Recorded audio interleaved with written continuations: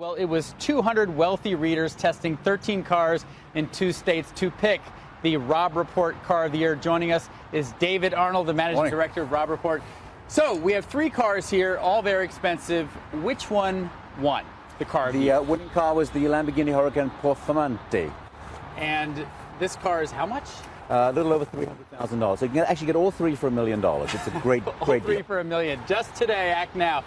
What did the judges say about this car? What were the criteria for picking car of the year? So the criteria is the promise that the manufacturer states for the vehicle.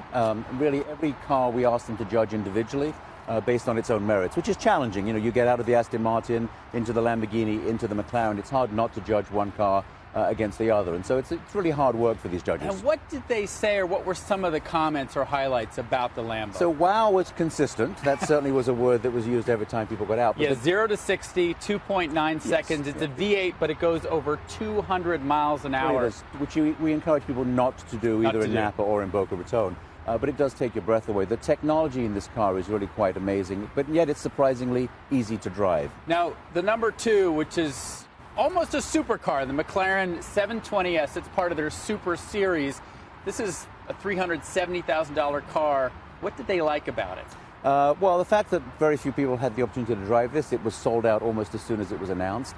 McLaren's only been in the car business under their own brand and manufacturing for about 4 years. Right. So very few people had had the opportunity to drive this car. And the number 3 is the Aston Martin Vanquish S. Now, what's interesting to me is that McLaren and Aston Martin are both private companies. They are. Lamborghini, of course, owned by the Audi division of Volkswagen, but these are private companies someday going public.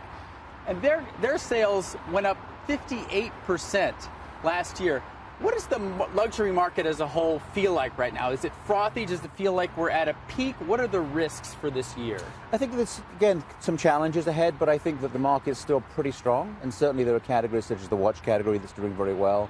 Travel category seems to be doing quite well, yacht charters. People are looking for experiences. Aston Martin's been doing well because of new product. The DB11 came out last year. That really pushed their sales quite dramatically last year. All right, David Allen, Robb Report is on newsstands. You can read all about what the judges said about all these cars on February 6th. Guys, back over to you. Hey there, thanks for checking out CNBC on YouTube. Be sure to subscribe to stay up to date on all of the day's biggest stories. You can also click on any of the videos around me to watch the latest from CNBC. Thanks for watching.